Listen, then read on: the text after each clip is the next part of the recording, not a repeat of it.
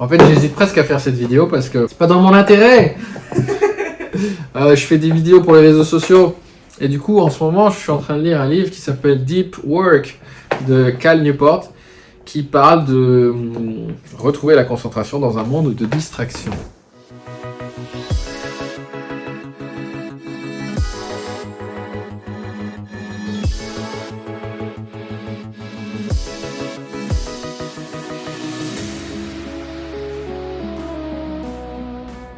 On travaillait sur les scripts de vidéos pour faire du tournage. Et donc c'est marrant parce que pour pouvoir créer des vidéos pertinentes, ça dépend des fois. Parfois on peut les faire spontanément, parfois ça peut être du situationnel, des vlogs. Mais parfois c'est intéressant de travailler un peu le fond, d'aller faire un peu de recherche ou alors retrouver les recherches qui sont déjà faites. Et je me disais, purée, parfois j'arrive pas à travailler en fait. Tellement je suis habitué à être sur mon téléphone, à attendre une notification, à être dans le stress du boulot, de savoir qu'est-ce qui s'est passé, comment se passe la journée, est-ce qu'il y a eu des ventes, est-ce que le marketing fonctionne bien, est-ce qu'il n'y a pas de problème chez les coachés. Et je vais voir proactivement plusieurs fois par jour mes notifications. Et donc dès que le travail semble un peu plus, comment on pourrait dire, même pas ennuyeux, mais qui demande presque de descendre à un niveau de profondeur plus bas ou qui demande de la tranquillité, de l'apaisement. J'ai tout de suite cet appel de dopamine en mode ça en est où, ça en est où. Et je regarde mon téléphone alors qu'il va rien se passer mais je suis obligé moi-même. Et du coup c'est ça, je connaissais déjà ce livre depuis longtemps, je connais les concepts depuis longtemps et je voyais vraiment pas l'intérêt de le lire parce que je me dis mais je sais déjà ce qu'il m'a dit, je suis d'accord de base. Mais je me suis quand même... ça m'a donné envie de le lire parce que parfois ces livres, quand ils sont bien écrits, ils ont eux-mêmes... Le fait de le lire a un effet thérapeutique. C'est-à-dire que tu vas te trouver des réponses, des stratégies, mais aussi une nouvelle envie de faire la chose, même si tu connais déjà le concept. Et du coup, l'idée c'est ça, c'est que les réseaux sociaux nous volent notre capacité de concentration parce qu'ils sont engineered, ils sont vraiment réfléchis pour exploiter les failles de ton cerveau, de ta dopamine, de ton fonctionnement pour captiver ton attention et créer une addiction. Et même si tu n'es pas de base addict aux réseaux sociaux comme moi, plus tu les utilises et plus comme une drogue, tu mets le nez dedans, même si tu n'y vas pas très souvent, on a tendance à vouloir y aller de plus en plus. Comme je fais de plus en plus de contenu en ce moment, forcément je regarde ce qui se fait. Je regarde ce qui se fait sur LinkedIn, je regarde ce qui se fait sur Instagram, je regarde ce qui se fait sur YouTube, je regarde ce qui se fait sur TikTok, je regarde ce qui se fait sur X, ex-Twitter, et au final je passe ma vie dessus. Et là ça commençait à devenir très chaud. Et du coup je suis passé de quelqu'un qui était assez peu à scroller sur Instagram sur les derniers mois. Je l'ai remarqué surtout quand je suis fatigué et que j'ai fini ma journée. Ça c'est le moment de piège où t'as plus la petite capacité de discipline ou de concentration en plus pour te dire allez, je m'y remets. Ouais.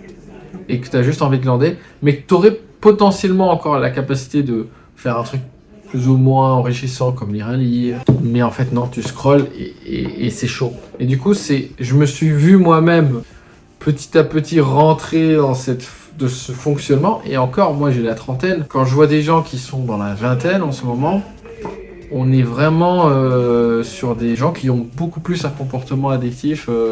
La génération en dessous de la mienne, on va dire, mais juste un tout petit peu en dessous. Hein. Moi je suis Y, la génération Z. Il y a un niveau d'addiction au téléphone qui est beaucoup plus poussé parce que ils ont grandi avec. Moi j'ai commencé à avoir des smartphones quand j'étais adulte. La génération en dessous, ils ont eu des smartphones depuis toujours. Et du coup, voilà, je me suis dit, tiens, allez, je donne une petite chance à Cal Newport, je vais lire ce livre. Et franchement, il m'a surpris en positif. Qu'est-ce que j'en retire? Déjà, il donne beaucoup d'explications intéressantes. Ça, je ne m'y attendais pas. Je pensais qu'il allait parler surtout du comment, mais il parle beaucoup du pourquoi. En quoi c'est intéressant pour toi de développer cette capacité de deep work? Et une des explications qu'il donne, c'est que c'est un travail qui va te démarquer du commun des gens. Dans un monde où de plus en plus de gens sont incapables d'être restés assis sur une chaise pendant 4 heures pour se concentrer sur un truc dur, tu fais de plus en plus partie de l'exception qui est capable d'avoir accès à cette capacité de concentration. Pour faire des tâches difficiles, des tâches à forte valeur ajoutée, des tâches qui demandent d'aller plus loin. Si tu es chef d'entreprise, si tu es chercheur, si tu es professeur, si tu es ingénieur, si tu es développeur en informatique, et j'en passe, tout simplement, même si tu ne fais rien de tout ça, mais que tu essaies de prendre du temps pour apprendre, il faut que tu arrives à atteindre ce moment de coordination neuronale où tu arrives à te focaliser. Si tu fais comme moi des vidéos et que parfois il faut écrire, il faut pouvoir passer 1 heure ou 2 ou 3 ou 4 concentré sur un sujet. Et je me suis rendu compte que je perdais moi-même en fait cette capacité à force d'être dans l'instant, de répondre aux demandes urgentes. Et il en parle de ça, c'est-à-dire que ça peut être assez tentant de répondre aux demandes urgentes du boulot, et tu as l'impression de travailler. Et quelque part, tu fais ton travail. Quand on t'envoie un mail, tu réponds. Quand on t'envoie un message, tu réponds. Tu fais tourner le process, tu fais en sorte de maintenir le système tel qu'il est, mais tu ne fais pas vraiment d'innovation de rupture, tu vas pas passer au niveau suivant pour ton business, tu vas pas créer le nouveau produit qui va peut-être permettre d'avoir la nouvelle poche de croissance dans ton entreprise. Il y a quelque chose de quand même problématique, et c'est lié à cette capacité ou cette incapacité qu'on a aujourd'hui à s'ennuyer, parce que il y a quelque chose de assez surprenant dans l'apprentissage et le travail, le deep work, le travail approfondi comme il l'appelle Cal Newport, c'est que c'est lié à cette capacité à tolérer l'ennui, parce que parfois, et capacité à tolérer la frustration aussi, parce que c'est frustrant, ça peut être ennuyeux, et si tu as tout de suite cet appel du téléphone qui vient te choper, t'as pas envie d'y aller quoi en fait. L'autre concept que j'ai trouvé intéressant, c'est que il donne cette idée que c'est un travail satisfaisant, le deep work. Qu'au final, c'est un travail qui est apaisant, enrichissant, satisfaisant. C'est comme si tu trouvais une sorte de côté zen, moine Shaolin ou moine bouddhiste dans le truc. Le fait d'aller dans ce sens-là et de tous les jours mettre cette pierre à l'édifice, comme si tu étais un artisan qui allait travailler son métier chaque jour, ça a quelque chose de très satisfaisant que justement du coup on retrouve dans les métiers manuels, les métiers de l'artisanat qui sont plus loin des métiers modernes du tertiaire hyper connecté. Du coup, il fait une longue critique justement de tous ces métiers modernes du tertiaire hyper connecté où on nous impose souvent dans la façon de penser du monde de l'entreprise qu'il faut être toujours en mesure de répondre dans l'heure ou dans la demi-heure ou dans les 2 heures ou dans la matinée. Et il invite le lecteur à se poser la question dans quelle mesure je peux échapper à ça pour au moins me prévoir des créneaux de 2 heures. Si tu es dans un métier où il faut répondre régulièrement, ça va être compliqué, mais réussir à créer au moins de l'espace pour pas répondre toutes les 15 minutes, mais vraiment toutes les heures, toutes les 2 heures, toutes les 3 heures. Ça dépend énormément de ta culture d'entreprise, ça dépend énormément de ta culture managériale, mais voilà, c'est des choses qu'on peut aller quand même travailler. Il donne des astuces, il donne des techniques, mais en tout cas, il invite à la réflexion à ce sujet. Et c'est pour ça, je pense qu'il y a beaucoup de gens qui, suite au Covid, ont trouvé beaucoup de plaisir à travailler chez eux et qui disent même, mais moi, je suis plus productif chez moi. Bah, c'est normal.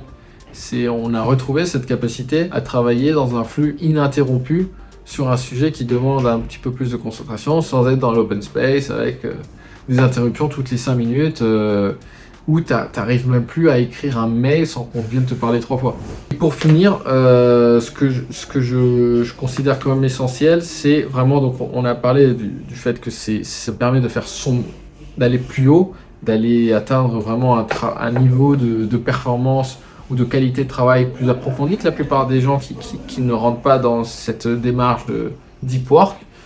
Deuxièmement, que ça peut donner du plaisir, que ça peut apporter un sentiment de satisfaction et d'être dans le moment présent, comme on peut l'avoir justement dans le travail manuel, dans la poterie, dans l'artisanat, etc. Et troisièmement, l'ennemi numéro 1, c'est pas que Internet au sens large. En soi, Internet, il en parle, il dit que ça va, et je suis assez d'accord avec ça.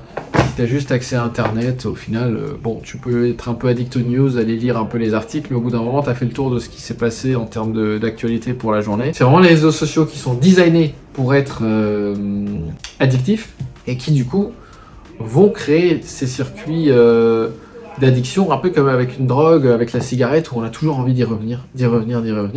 Et quand on n'y pense pas, ils ont la capacité de te distraire, de te donner envie d'y retourner, même quand ça fait que 5 minutes que t'es pas dessus. C'est vraiment intéressant de se garder des poches de déconnexion où on se donne la permission, ok. Par exemple, un peu comme le jeûne intermittent, c'est ce que je suis en train d'essayer en ce moment. Pas de téléphone, donc pas de smartphone, pas de réseaux sociaux avant midi. Et le soir, pareil, après 22-23 heures, ça coupe. Comme ça, je donne de l'espace à mon cerveau pour vraiment être dans la vie normale, sans réseaux sociaux. Ensuite, j'ai un moment où je m'autorise à aller les regarder, voir ce qui m'a envoyé des messages, qu'est-ce qui s'est passé de nouveau, etc.